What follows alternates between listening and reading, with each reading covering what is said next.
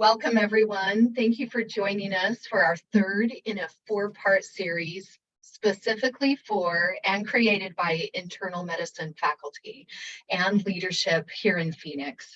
Today's session is Creating a Safe and Collegial Learning Environment by David Wisinger. I'm Dr. Jessica Seaman, Assistant Dean for Faculty Development in Creighton School of Medicine. Now, I have just a few housekeeping items before I turn it over to Dr. Wisinger. This session is being recorded, and you will have access to the recording and the slide deck for future reference. We invite you to ask live questions or submit them in the chat, and we'll get to as many as we can by the end of the session. We do ask that you remain muted with video off unless asking a live question to assist us with the recording. Also, this session is eligible for CE credit, and we'll share the website and activity code before we conclude. As a reminder, participation in all four sessions of the internal medicine series is required by your program leadership this academic year. If you aren't available for the live sessions, you are asked to watch the recording, log into CME Tracker, fill out the very short survey, and receive your participation certificate that you will then email to your program coordinator. If there are questions regarding these requirements, please reach out to your program director or coordinator. Now, Dr. Wisinger, if you're ready. All right, I have, it's kind of like a driving Miss Daisy presentation. I'm sitting in the back and Jessica's driving. Appreciate it because of a video. Anyway, welcome everybody. You might say creating a safe and collegial learning environment.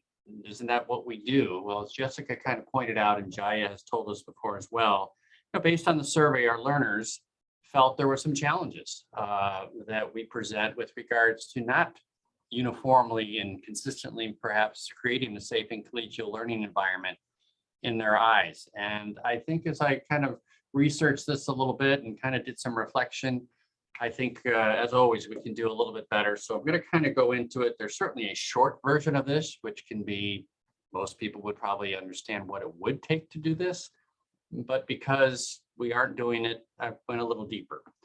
Next slide, please. So today we're going to outline just some definitions. What is meant by environment? What is meant by collegial or safe? What the role does teaching and pedagogy have to do with this topic? This isn't necessarily a teaching seminar, but it is clearly a component of what we're going to be talking about. Is it important to know the audience in your environment? By definition, yes. We'll have some maxims, which are some general statements, and then we'll reflect at the end kind of what we've talked about and how it ties into the Ignatian mission that we have, and so forth. What I put on here, I'm going to have her click in just a second, but I'm going to preface it to say we are not alone. Many schools are trying to be more overt and explicit with regards to ensuring that they have a safe and healthy learning environment for their learners. Again, this is, I think, to put out there that we're not doing this abstractly or on our own. And I'm also going to make some comments after the video. And I'm only going to play just a few minutes of this just to get the point across. Jessica, if you want to hit it.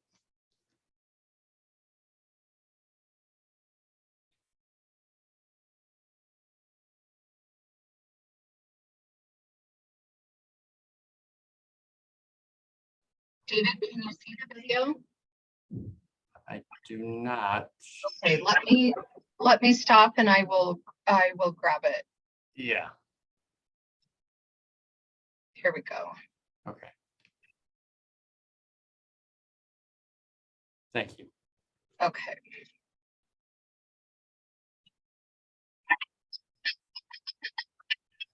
Western policies of culture of inquiry, scientific inquiry.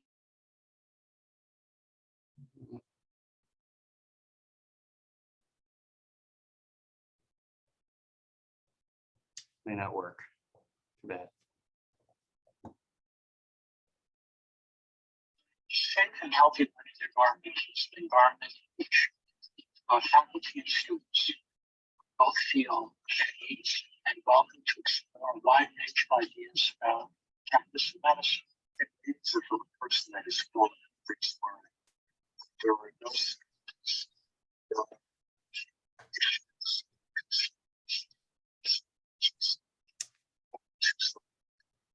Jess, I think I'm going to have you stop it there.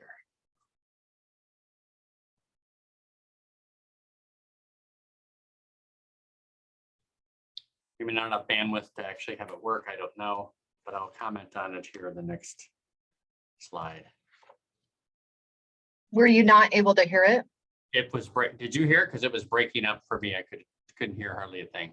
Yeah, I couldn't hear it. It was breaking up. Okay, so I'm sorry, I could Don't hear worry it about it. fine right here. Okay, well, it made its point. Just to I'll expand upon it here in just a second. So let's get back to the slideshow. We'll go to the next slide and then have at it.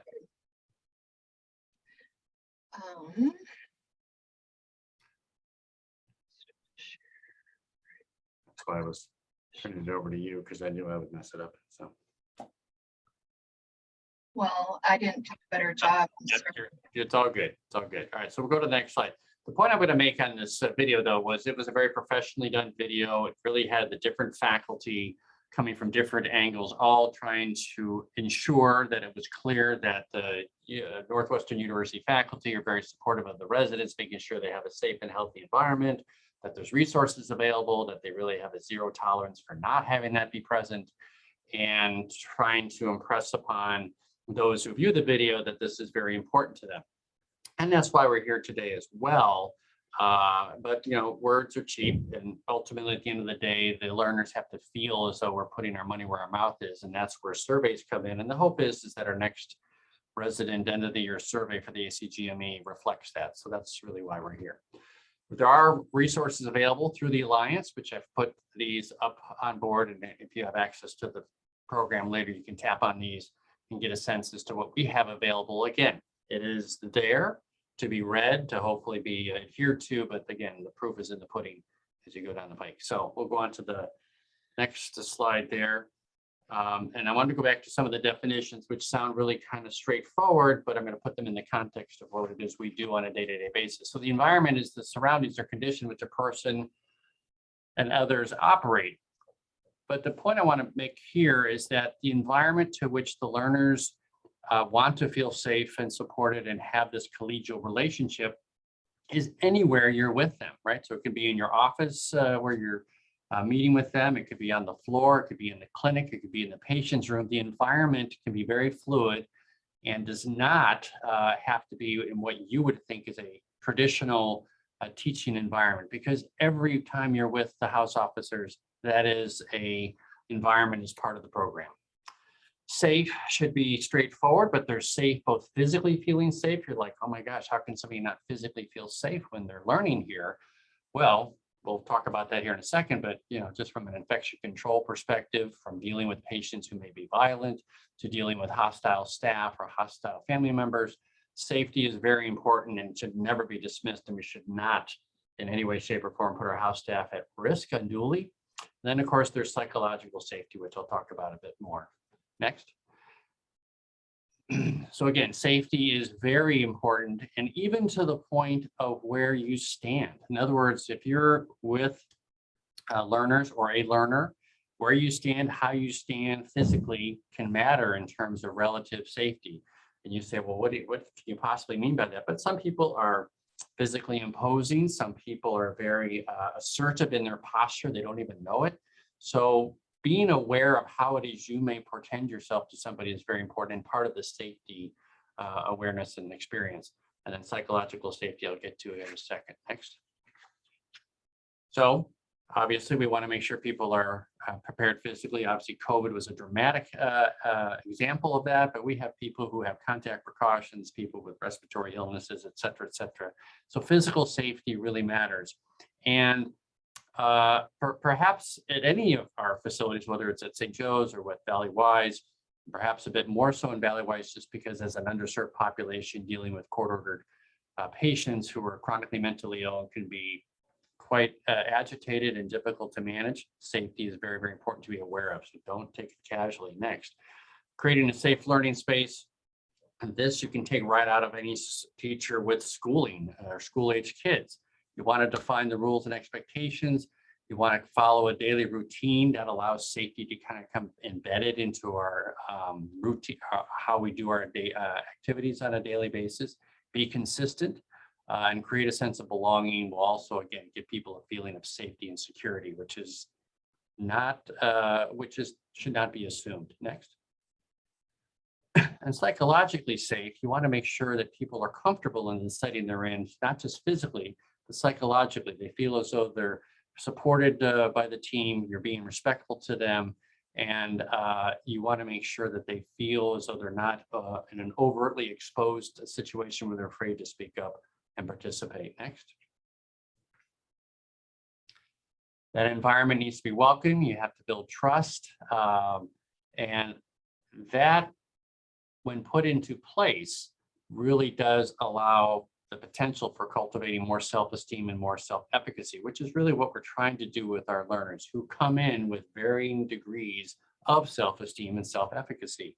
So our job is to make sure the environment can be as supportive as possible, and not just because you're there and you're being the instructor that these things will fall into place automatically. They do not. And I'll talk to you a little bit more about predictability here in a minute. Next.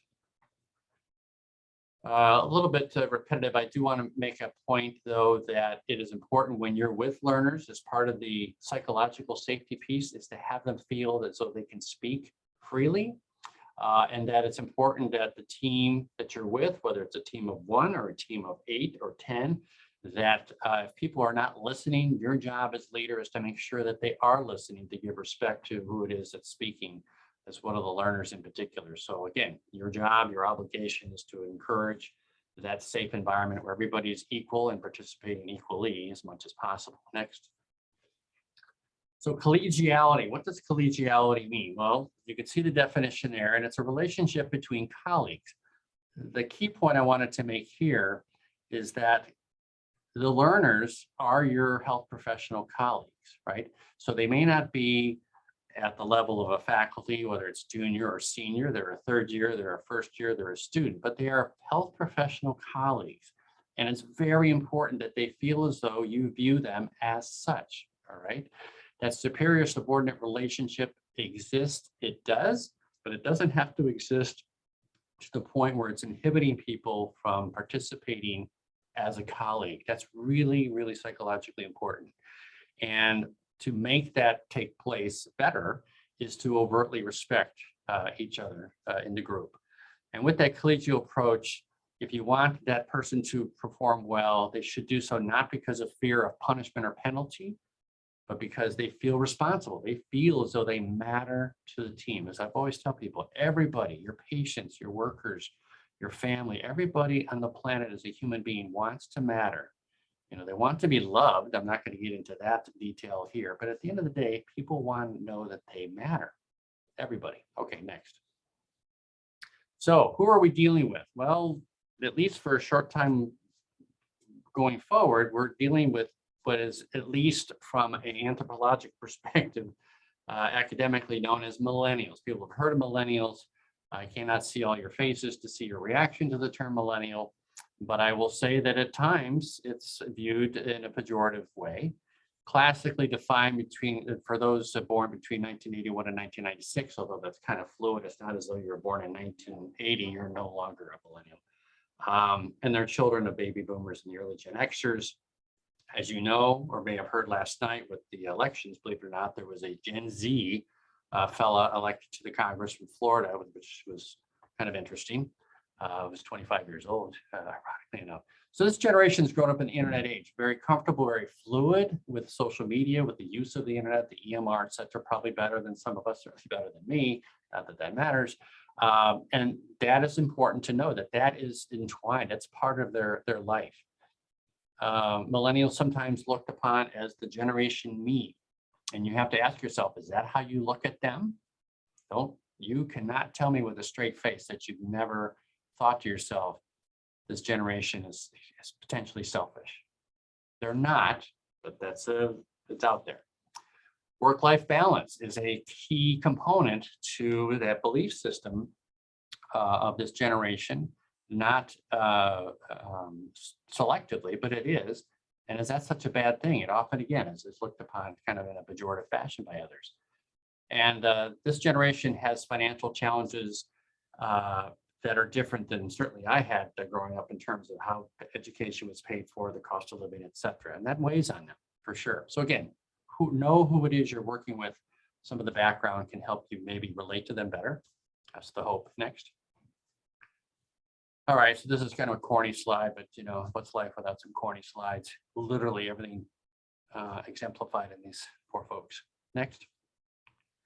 So interesting little survey. Validity, I couldn't tell you for sure. The millennials may describe themselves, at least in this survey, as being people savvy, although that may be more based on virtual contact with people.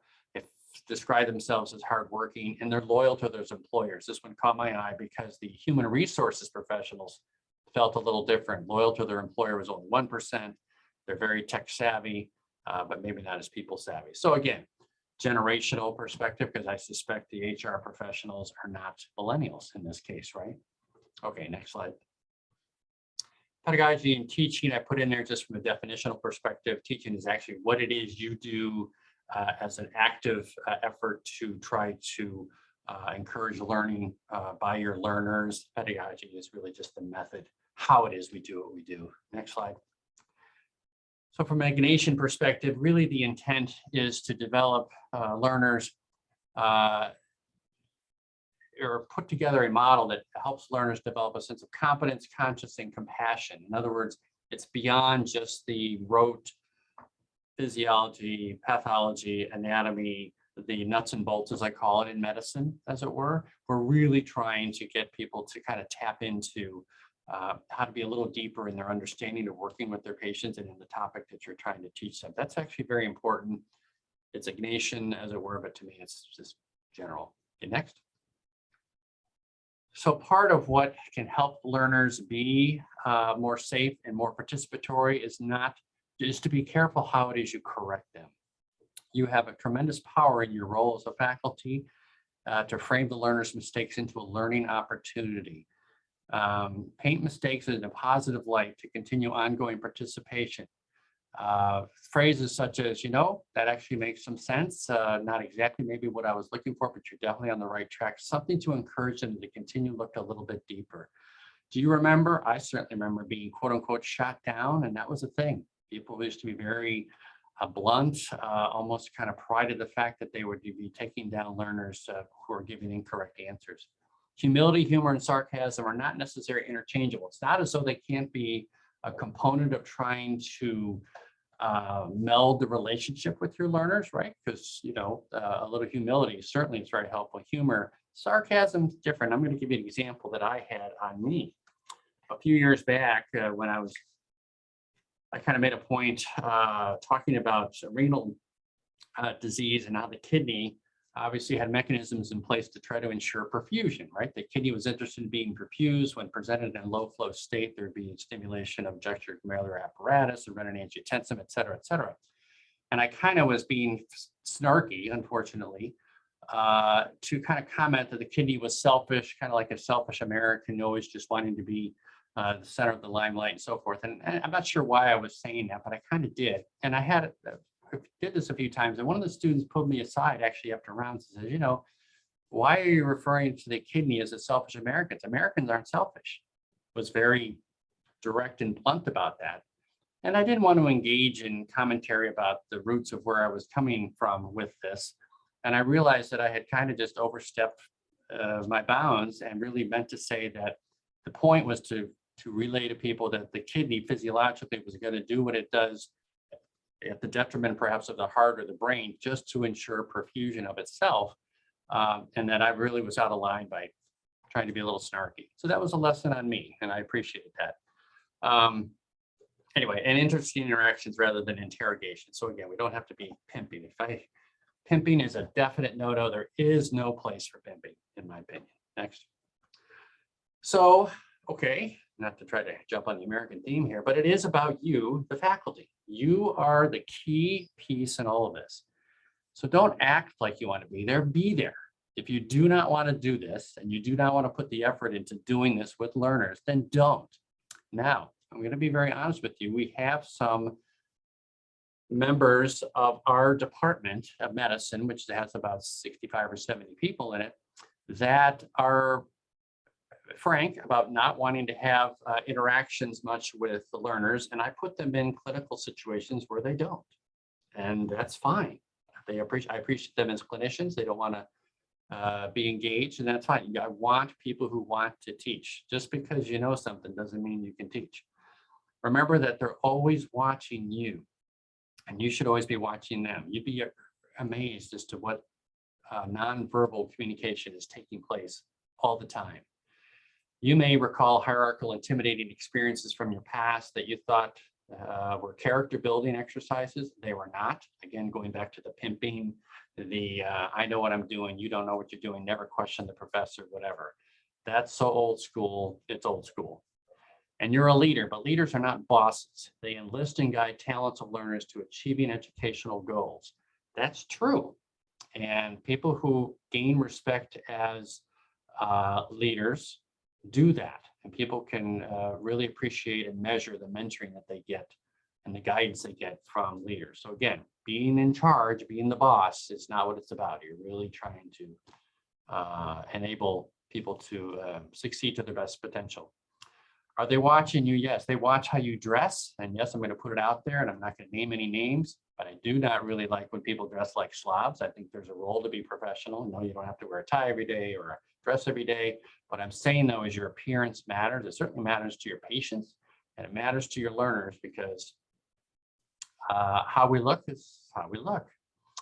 Enter a room, respect privacy. They notice, and I make a point certainly to close curtains or close doors to give patients a chance at privacy. Hopefully, new hospital with private rooms, that'll be a little bit better. But I think it's important to have them know that you know it matters to patients to have something resembling privacy. Greet the patients. Don't just walk in and say, hey, I'm Dr. So-and-so. We're here with the team. Do you mind if we talk about you, et cetera, et cetera? Again, respect. They watch what you do.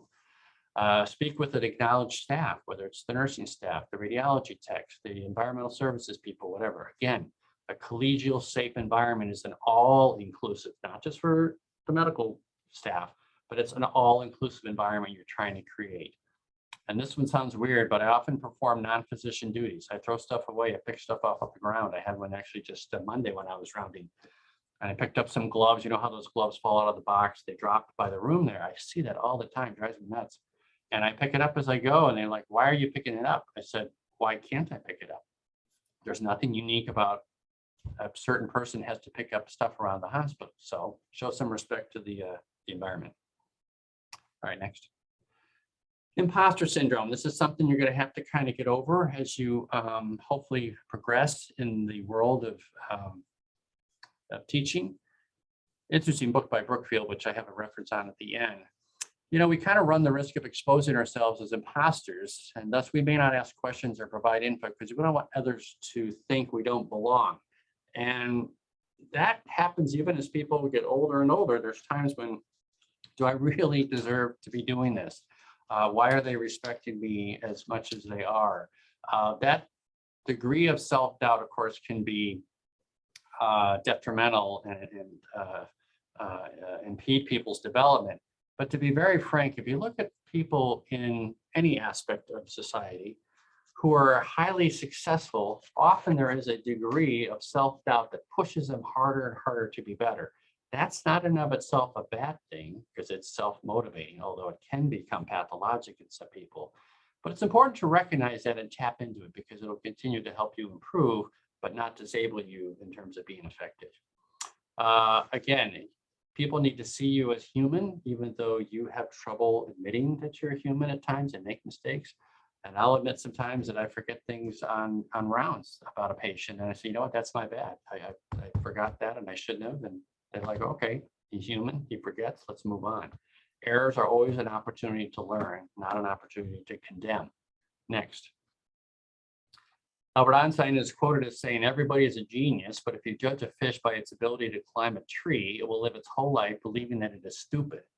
Again, context matters. Putting people in positions of trying to succeed is what you should be doing as faculty in a more comfortable environment, is really recognizing the flexibility, diversity that's necessary.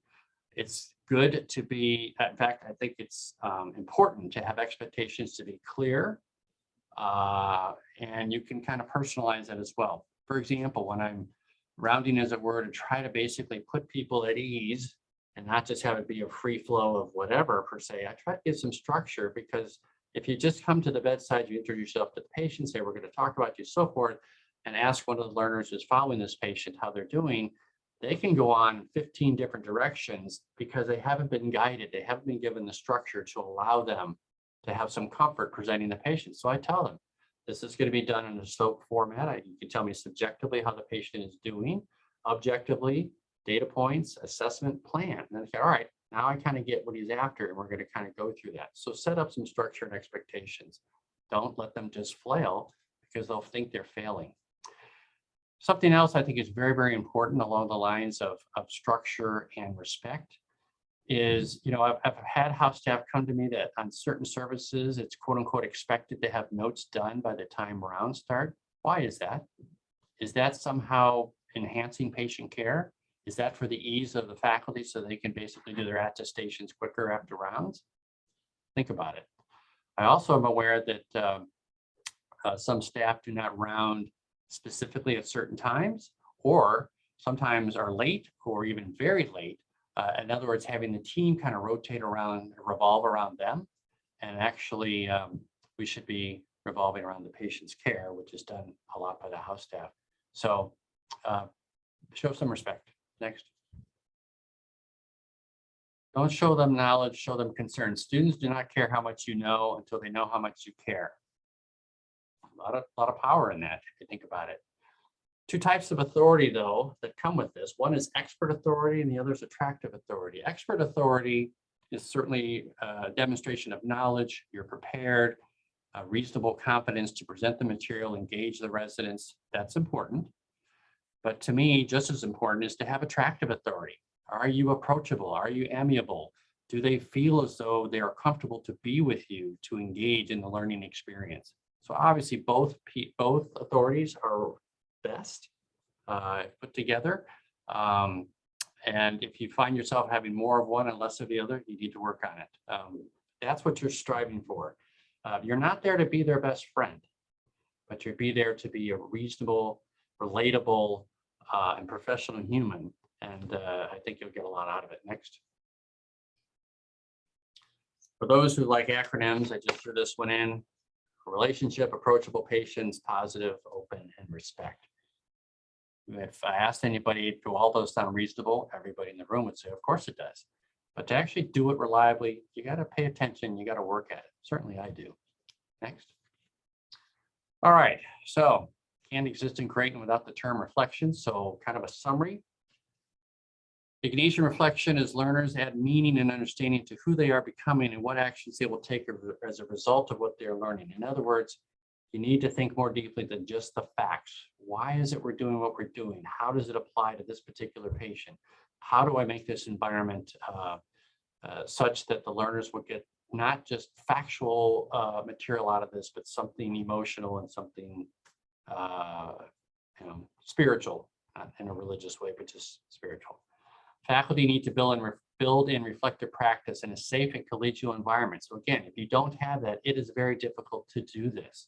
So that's the importance of a safe and collegial environment where learners attempt to make meaning of their learning and then move to action based on what they've learned, right? So how to incorporate what it is you're learning about these patients and about these experiences. Next. A simpler reflection can be when it comes to ensuring a collegial and safe environment, much is accomplished by not just being I guess that should be a J for jerk, but you get what I'm getting at here. Don't be an ass. And remember, everybody wants to matter, the learners, the patients, you, but you can do that collegially for sure. Next. Hard to end one without one of my favorites. I know Maya always said it well. People will forget what you said, they'll forget what you did, but they'll never forget how you made them feel. It matters. And if you get up on the wrong foot, it's sometimes hard to overcome that, but you can. You can by what it is you do and what it is that you project to people. They remember that, they see that, they feel that. They may not remember what you said, but what's important is how they feel. And I think that is it. That's the bibliography. And I think Jessica also had a slide at the end with the CME tracker. I'll take any questions or comments or concerns. I think Jessica already put in the CME tracker info as well in the chat box.